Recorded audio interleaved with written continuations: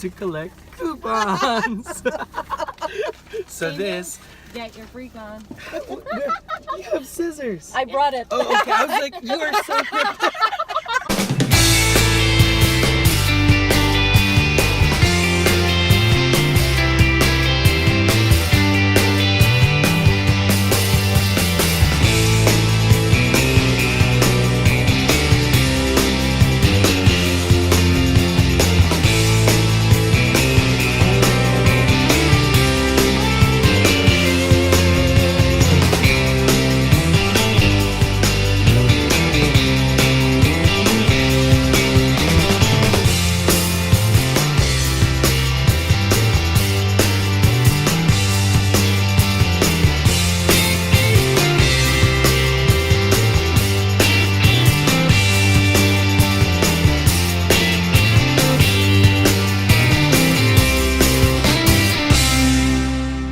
Okay, so welcome to day 2 of the Now You're Talking tour, and today we're going to talk about some of the things that we did today.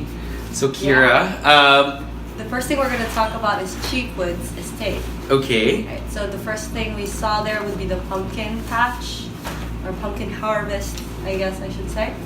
So there was a house made of pumpkins, and then pumpkins laid out on the ground, and it was for sale, buy one take one during that time. We didn't buy anything, but how did you like the display? I thought it was cool just because, you know, we have kalabasa, that's pretty much what we have, but they never quite grow to that size. I mean, we were looking at pumpkins that are like this big. You tried to carry one of them. Yes. So how heavy was it? Probably like 5 kilos, just like one. And it's so beautiful, right? I mean, it's ornamental. It almost looks fake. Yes. Like a toy. But it was that pretty.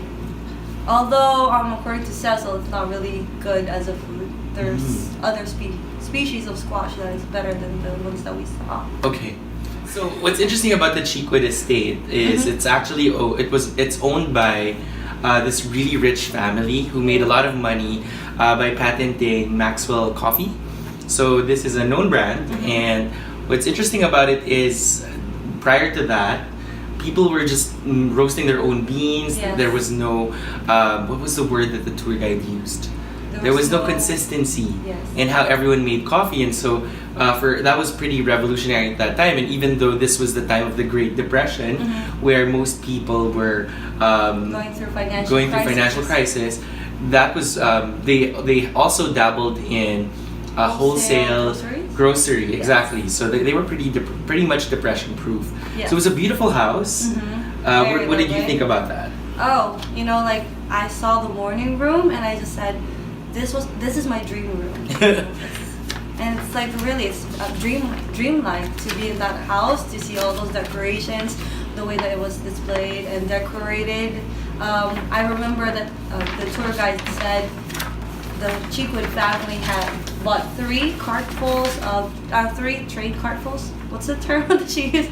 Like, I think they had 3 whole trains full of furniture that they brought in from Europe. That's right. So that was fun. That's a lot of stuff coming from England, you know, to ship to the USA and just to decorate your own house. And their guys, to give you context, their house is about 30,000 square feet. Built in 100-acre land. So that's how rich they were back in the 1920s. So it's a huge estate. So according to the map that we got at the house, your favorite room, the morning room, is where the lady of the house, Mabel, would enjoy her coffee as she gazed out across the Swan Lawn while awaiting a daily report from the head gardener. So that was pretty interesting. Yes, and the Swan, I'm sorry, what was it called? Swan Lawn. The Swan Lawn is also beautiful. That's where they hold parties up until the present time for fundraisings. So a lot of people get pretty and they get dressed up to attend those parties. We had lunch at a restaurant in Cheekwood. Yes. And you had something that you really liked. Oh my god, I was in love with their pumpkin soup. It's the best pumpkin soup ever. I think it ruins every single pumpkin soup that I will eat in the future because it's like pretty high up my list right now. How about you? I didn't enjoy it as much. Maybe I'm not into the whole spice aspect of it, but I thoroughly enjoyed the pumpkin pie. Oh yeah. So I've never really had pumpkin before, I think. And so I was a little surprised at the taste. I don't think it's good in the savory side, but Yes. on the when it crossed over to the dessert side, I was all for it. So. Yes, and I remember that you tasted a hint of nutmeg there. Yes, Right? nutmeg and a little bit of cinnamon. Yes. So that was fun. Amazing. Okay. It was. All right. So, aside from the Cheekwood residence and of course the pumpkin patch and pineapple room, we also went to the Japanese garden, right? That was fun. That was a Yes. pretty nice garden, I think. Yes. I mean, guys, there was this one part there where just imagine like the Japanese sand where you can like rake the sand. And you wanted to destroy it. I recall this. You said you wanted to take a rake and just go to town with it. And I wanted to do it like, you know, like as if it was like a small thing, but it's a whole lawn of like sand that you can just rake. But I think It was with so 100 beautiful. acres of land, there really was. They had.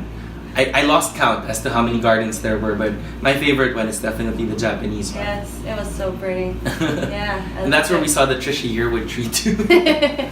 Okay, so we also got to try something else today. We went to 2 different establishments. We went to Walmart and then we went to TJ Maxx. Yes. So why don't we start with TJ Maxx? Tell me about what you got. Well, I only got 2 stuffs. That will be chocolate and boots. So chocolate, of course, for snacks, and this boots. Come on, guys. Before I tell you how much this is, guess. Just look at how beautiful it I'd is. say in pesos, that would be 2.5. 2.5, right? Like by the looks of it, it does look like it's 2.5, but it's only 750 pesos. $15. Wow. So It's cute too with the ribbon lace. right? That's And it's like pretty unique. satin skin. So at TJ Maxx, you get designer clothes for less the amount. Even chocolates, like the chocolates I got is usually sold for $6, but there it's $4 and something. I got to see a couple of brands like Michael Kors. Yes. I got to see Calvin Klein for the gentleman's side.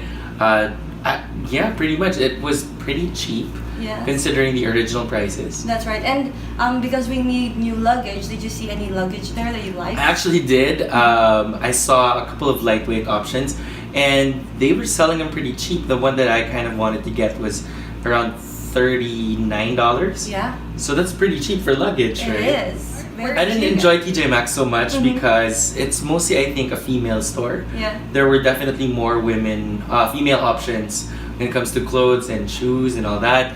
But I really did enjoy Walmart. That was fun. Yes. It, You were able to use a coupon, right? yes. So extreme couponing didn't go as Yes. planned. So Kira, how much money did you save from couponing? In fairness, I didn't use any coupons, but guys, this right here costs $50 if I buy this in the Philippines. How much But did you get it for? I got it for $64 here, and on top of the Copper Chef Normal, I got a free 8-inch pan and then 3 knives. So yeah, I saved a lot. I don't know how much, but yeah. I saved $2. What did you save $2 from? I got Alka-Seltzer and I saved $2. Okay, so guys, you know what to do. If you need antacids, get a coupon and go to Walmart. Extreme couponing fail. But we got to try the coupons and they were fun because you could pretty much we've seen I don't know if you watch extreme couponing. I do. It's fun. We didn't get to try saving so much money, Yes. but I saved $2. $2 is still $2. That's 100 pesos. That's a lot. true. Yeah. I did find Twinkies, which was my secret mission because I have heard so much about Twinkies. And I heard a couple of years ago that the company that produces it, which is this, actually shut down. So I was worried that I would never get to try it. But here is a box, and you've never had this either. Yes. So today we shall try Our very first Twinkie. our very first Twinkie. So you guys will be our witness. Okay. So we have a local version of this called Fat Fingers. Have you ever had Oh that? no. So I thought like our version of that is inipit. Oh well, that's the super local version. But what this is it's a sponge cake, and the filling they say is gonna change your life. I'm gonna show it to you guys. So it comes in a couple of variants. There's chocolate, and then there's this one, the original one. So let's hope that this is as good as they say it is. Twinkie cheer. Twinkie cheer. Like in Worth It. Yeah. 2, 3.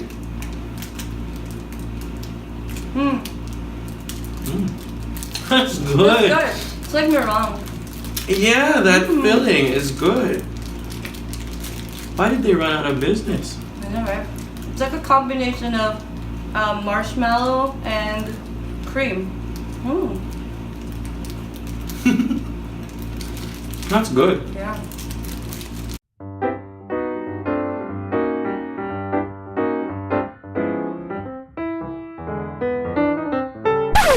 On top of couponing, one thing that we've experienced in Walmart is your self-checkout. Oh, that was Right? fun. That was fun. How was your experience? I got nervous at first because I felt a little pressured with the people behind me because I was doing it slowly. Yes. But what about you? How was your express checkout? Oh yeah, I actually wanted Cecil to do it on her first, just because I wanted to watch how it's done. And yeah, so she did it in front of me, and I saw everything that she did. So as it turns out, you have to, once you scan it, you put it in the bag, because for some reason, I guess the mat has a sensor. Because what happened was I got 5 Slim Jims, and then I scanned them all at the same time, and then put them in the bag, and there was an alert. It was like saying unscanned items available on the bag or something like wow. that. So you're really supposed to scan and then put it each.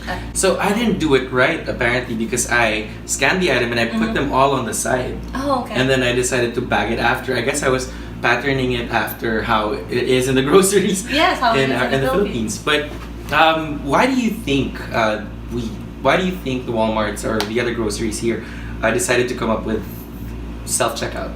I think it's so that, because when you are falling in line, you're doing nothing and you're waiting for someone else to finish just to wait your turn, and you get frustrated when the person who's doing their job is very slow. But if you do your self-checkout, then you have no one else to blame. It's you who's handling it. So you can, if you were behind that person, you could say this person's slow, and Yes. you don't end up hating the brand for hiring. Okay, well that makes a lot of sense. I did notice that our line moved way faster than the ones that, where you had to go through an actual employee to check out your stuff. So I guess it works, right? Yeah. I think one thing that I kind of enjoyed, although it's so minor, was the fact that they offered Kleenex, like an antibacterial wipe at the start. Yeah, that was helpful. That was so thoughtful. Like, I didn't even think that that's something that should be done. So I was like pretty surprised though when Cecil like told you, "Hey Neil, come here, and here's what for." It's like, what? So like, right? That's sweet. It's one of those things that really helps with customers, because who knows where those cards have been. True. And like kids right there too, and kids kids So can be very messy. we've had a great day. We got to see a really old house with super duper rich, super duper rich family. And then we got to experience what the shopping is like for our American customers. That's right. But I think my favorite for today, and I'm gonna be impartial about this, that's gotta be dinner. Famous Dave's. Famous Dave's legendary pit barbecue. Oh my god. So, what did you think? What are your thoughts about Famous Dave's? Oh, well, I was just thinking that, on top of the good food that they serve, the customer service from our friend Chris was really amazing. No wonder they're famous, because not just their food. Oh my god, help. You should talk about it. So I One think more. it's funny because when you talk about barbecue in the Philippines, we're referring to the individual skewer. Yes. But according to Cecil's husband Steve, barbecue is its whole genre of food. Different foods. So that was fun, right? Yeah. And we got to try a lot. So we got to try baby back ribs, the St. Louis ribs, the catfish fingers, That was yummy. the brisket, and of course we had the fries and the pineapple. The pineapple. But I think the highlight of that whole thing were the dipping sauces. Yes. So So- there were 5 dipping sauces. The original sauce, and then the sweet and tangy. The rich and sassy is what I remember. Oh, okay. Yeah, and then so that's the original sauce, this rich and sassy. And then there's the Georgian mustard, which is what we call the sad sauce, simply because it's the least favorite sauce out of all the award-winning sauces. But we actually liked it. Yeah. We super did. In fact, we even got a bottle of said sad sauce. Yeah. Courtesy of our friend famous Chris from the Famous Dave's Dave. barbecue sauce. And I think that was sweet. He Yeah. knew it was our first time, Mm-hmm. and he knew that we liked this sauce, and he didn't have to give us a whole bottle of. I don't even know what to do with a whole bottle of sauce, to be honest. But I thought that was sweet. That's Yeah. one of those nice touches of customer service True. that we've seen a lot of here in the States. Absolutely. And honestly, my favorite customer service that Chris did for us was when he offered water when we were all too busy enjoying our food. That's true. Right? He kept coming back, and he was always one step ahead. He was thinking, okay, they're probably gonna be thirsty now, so let's give them water. Let's ask them about desserts. Let's do all of these things. Exactly. So it's like providing the need of the customer even before the customer realizes that it's something that they really need. And it was so surprising, like, oh my god, thank you so much, because we forgot to ask for water because we know we're going to be thirsty. And I think it's insane. very similar to phone customer service, because you Yeah. pretty much have point A to point B, and of course you have different call drivers, but you pretty much have, if you've been on the job enough, you've probably experienced that call driver at least once, right? True. And so knowing what you know about that experience, how do you make it seem as though you're one step ahead? Exactly. So and that was fun. That's what he did, like, flawlessly all throughout dinner. So friendly Right? too. Exactly. It's Almost his like you want to hang out personality. with him. Yeah, it was like we were really friends, like the way he would converse with us. It was crazy. And I like the performance where he introduced the sauces. So he had a story, and then he made a fun presentation out of the different sauces. He didn't have to, but he created a face just to, make it a little bit more fun. Yeah. So we had a great day 2, an awesome Sunday Yeah. here in Nashville. Absolutely. And I'm so excited for tomorrow. Tomorrow we're gonna get to see online shopping. Mm-hmm. And Chick-fil-A. Oh, that's exciting. Yeah, we're gonna order using an app and then pick it up at the restaurant. So that's gonna be interesting. And I'm really looking forward to seeing downtown Nashville. We've got so much history there. Yes. And we're even gonna see the Country Music Hall of Fame. That- I'm so excited for tomorrow. We get to Yes. see all these great country music places. Mhm. And I'm excited to see all that history. So, my name's Neil. And I'm Kira. And this is Now You're Talking 2017.